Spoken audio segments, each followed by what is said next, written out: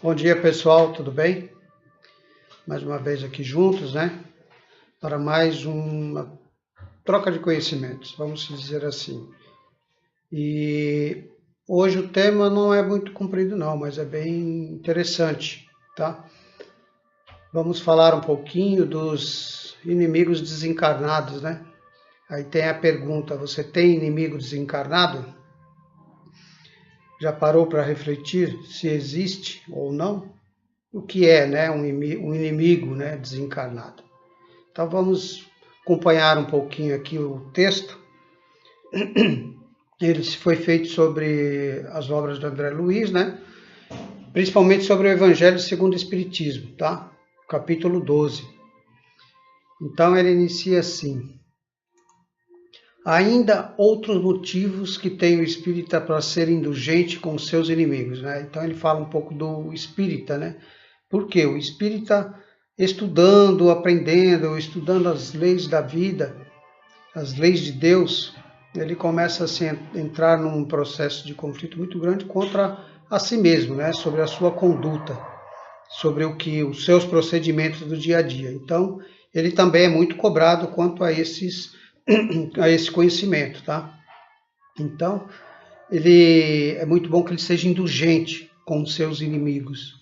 O que é ser indulgente, né, gente? É a gente não verificar os defeitos alheios. Quando virmos os defeitos alheios, possamos trazer para nós, será que eu tenho esse defeito? Será que eu acabo procedendo, agindo da mesma forma que ele? Então, isso é ser indulgente, tá? Então, sabe ele, primeiramente, que a maldade não é um estado permanente dos homens. Então, o espírita sabe que a maldade não é um estado permanente. Ele tende a se depurar e a se evoluir, se libertando desses vícios, dessas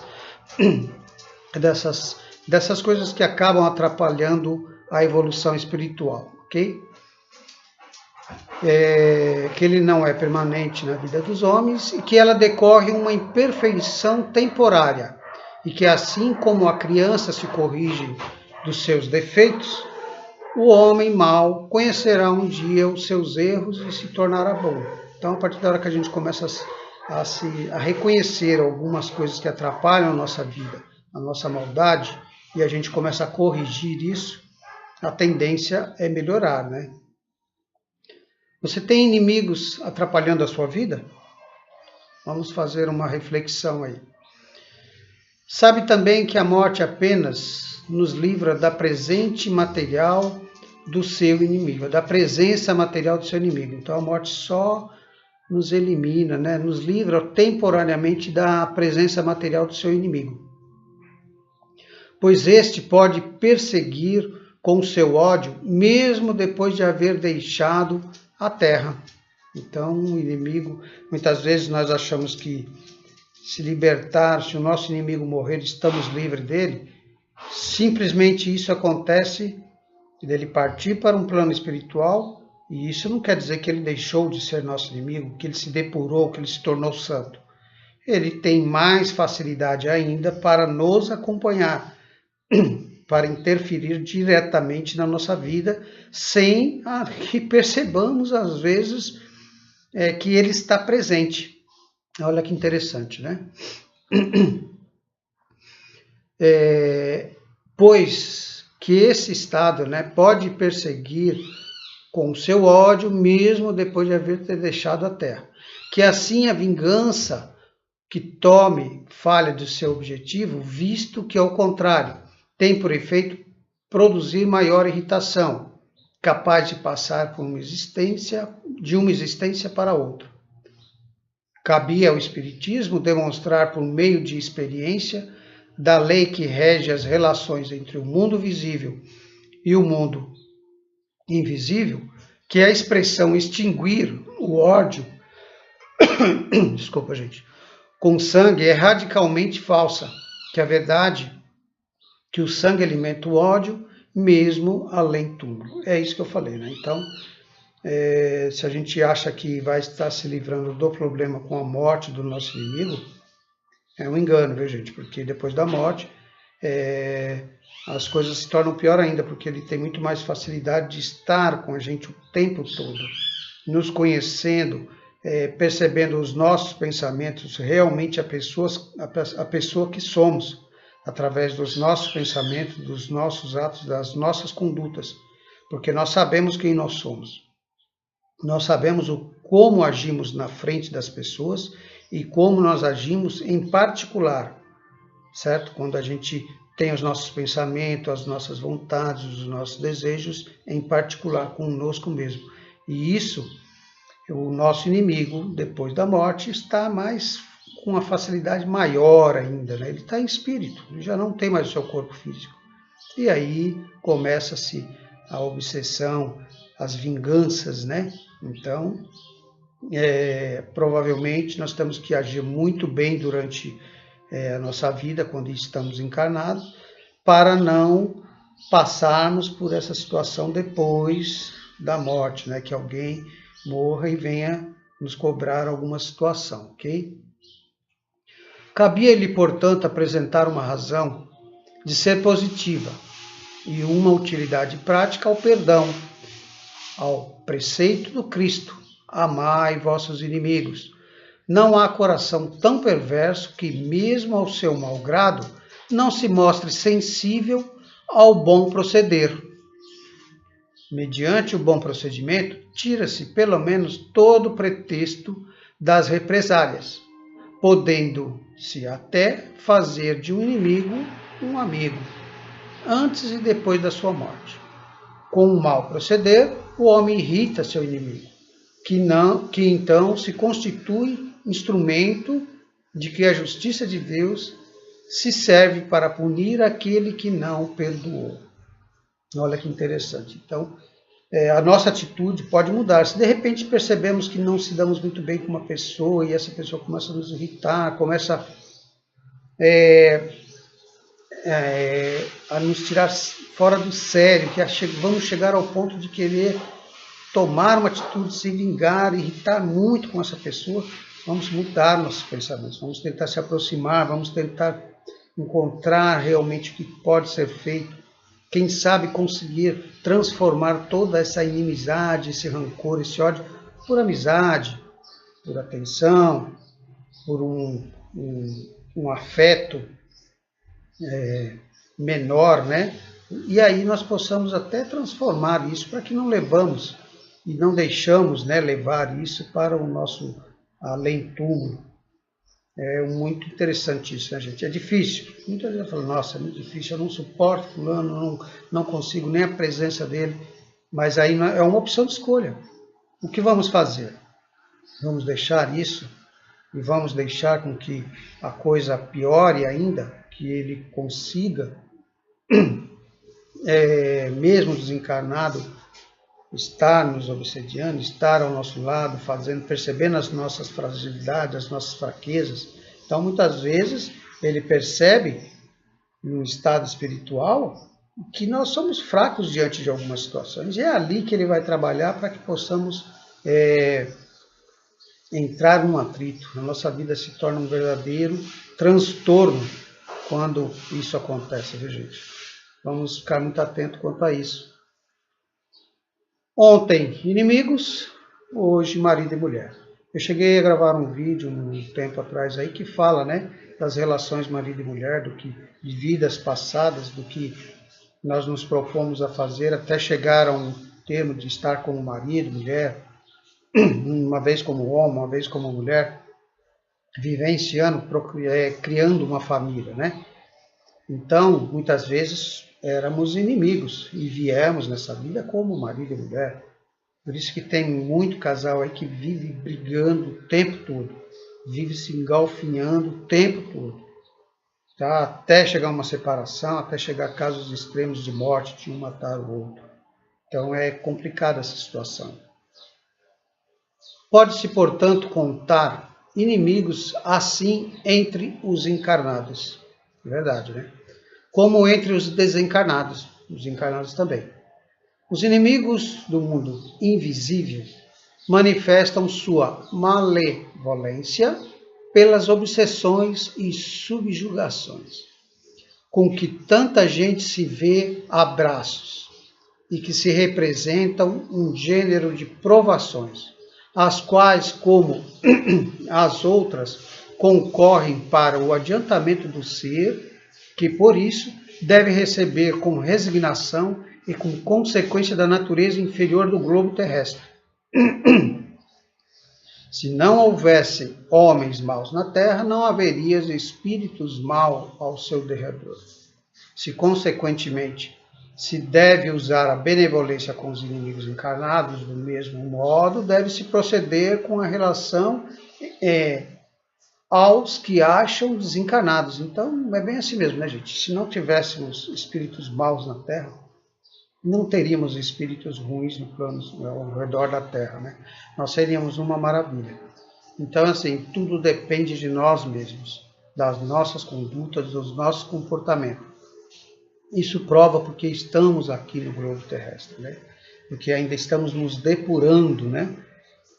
Estamos conhecendo, estamos aprendendo a conviver, mesmo com os nossos inimigos de outrora, mesmo com pessoas que não suportávamos antes, estamos aprendendo a conviver, a tentar encontrar uma forma de viver em paz e de transformar esse ódio em amor, quem sabe, né? Os principais tipos de obsessão, né? Outrora, sacrificavam-se vítimas sangrentas para aplacar os deuses infernais, né? Antigamente sacrificavam-se pessoas para agradar, né, os deuses, que não eram senão maus espíritos. Aos deuses infernais sucederam os demônios, que são a mesma coisa, né? São espíritos maus, pessoas muito más, que acabaram desencarnando, se colocaram numa situação de espíritos maus, né, inferiores, e supostamente demônios, deuses infernais, tá? Que é tudo a mesma coisa. O Espiritismo demonstra que esses demônios mais não são do que almas de homens perversos, que ainda se não despojaram dos seus instintos materiais, que ninguém loga aplacá-los, senão mediante o sacrifício do ódio existente. Isto é, pela caridade, que esta não tem por efeito unicamente impedir-os a praticar o mal, e sim também os de reconduzir ao caminho do bem e contribuir para a salvação deles. É o que nós pensamos. Muitas vezes nós procuramos, com as pessoas más, repeli-los, afastar, não querer conviver, deixar as pessoas para lá. E por que não praticar a caridade, né? Por que não tentar se aproximar, tentar ajudar, tentar verificar, mostrar algumas coisas? Você pode estar se perguntando, mas não é fácil, as pessoas não aceitam, as pessoas não querem. Não é fácil, né? Jesus esteve na Terra, a dificuldade que Jesus teve para mostrar, para dar exemplos de bondade, de amor, de carinho, todas as pessoas más, aquelas mandadas, aquelas pessoas que não queriam saber disso, maltrataram, fizeram, mas Jesus fez a parte dele. Então, assim, essa seria a melhor conduta, tá? Tentar praticar a caridade, a benevolência com essas pessoas. Quem sabe conseguiríamos salvar eles desses ódios, de serem espíritos maus, espíritos obsessores, inimigos eternos em vidas futuras, né? Os inimigos que impedem as nossas mudanças de vidas, né? Vamos ver. Então temos dois exemplos aqui, que é o egoísmo e o orgulho. Quando eu paro para pensar, muitas vezes o egoísmo, né? E o orgulho é bem a nossa característica, né? Porque é eu o tempo todo, eu não aceito, eu não quero, eu não faço, eu não sou capaz. Então, eu o tempo todo. O orgulho, né, de não se sujeitar a tal situação, eu ser humilde, eu pedir perdão. Então, são sentimentos adversos, são sentimentos que pegam pesado, né? Que nós passamos a rejeitá-los o tempo todo. Sou eu o tempo todo. Tem exemplos simples aí, gente, sabe? De orgulho, que são coisas tão simples que eu falo assim, não, eu não sou orgulhoso, imagina, eu não tenho orgulho, eu não sou egoísta, imagina. E aí quando a gente para ver as pequenas coisas, a gente acaba identificando que ainda somos egoístas, que ainda somos orgulhosos, né? Não queremos que ninguém saiba das nossas fraquezas, isso é orgulho, sabe? Eu não quero morrer primeiro, eu não aceito que aquela pessoa faça isso. Isso é egoísmo, tá? E assim que o mandamento amai-vos os vossos inimigos não se circunscreve ao âmbito acanhado na terra e na vida presente, lógico, né? A gente ainda está envolvido com todos esses sentimentos e aí não deixamos ainda amar os nossos inimigos prevalecer, nós não aceitamos isso ainda. Antes faz parte da grande lei da solidariedade e da fraternidade universais. Então, assim, quando a solidariedade e a fraternidade universal estiver prevalecendo, nós vamos estar dando um grande passo em nossas vidas. Quantas uniões infelizes, porque resultaram dos cálculos dos interesses ou das vaidades. Nada tendo com isso o coração. Deixamos o sentimento de coração do lado, deixamos essas situações nos enaltecer, em nos envolver, tomar conta da gente. De que dissensões e disputas funestas poderiam ser evitadas com mais moderação, menos suscetibilidade? Quantas doenças e aleijões são os efeitos da intemperância dos excessos de todas as ordens? Então, as nossas intemperanças, os nossos excessos, acabam em doenças, aleijões, situações supostamente assim inacreditáveis nas nossas reencarnações, nas nossas vidas. Quantos pais infelizes com filhos, por não terem combatido as suas más tendências desde o princípio, por fraqueza ou por indiferença, deixaram que se desenvolvessem neles o germe do orgulho, do egoísmo, da tola vaidade, que ressecam o coração. Muitas vezes pequenininho, isso é meu, isso aqui, a gente alimenta, é teu, tal, a gente acaba não demonstrando desde o berço o amor, a fraternidade, né? O carinho, a solidariedade. Mais tarde, colhendo o que semearam, admiram-se e afligem-se com suas falta de respeito e sua ingratidão, que todos os têm, de coração ferido pelas vicissitudes e as decepções da vida. Interroguem friamente a própria consciência, que remontem passo a passo a fonte dos males que os aflige, e verão, na maioria das vezes, que não pode dizer, se eu tivesse ou não tivesse feito tal coisa, não estaria nessa situação. Quantas vezes, gente, perguntamos isso? Quantas vezes paramos para pensar, poxa, se eu pudesse voltar ao passado, eu não faria desta vez. Se eu tivesse feito isso, eu teria evitado tanta coisa. Se eu tivesse sido um pouco mais atencioso, um pouco mais caridoso, se eu estivesse mais presente naquele momento, se eu estivesse sendo mais compreensivo com aquela pessoa. Poxa, hoje eu sei que aquela pessoa age assim por falta de amor, por falta de carinho, por falta de atenção. Esse é um dos motivos, tá, gente?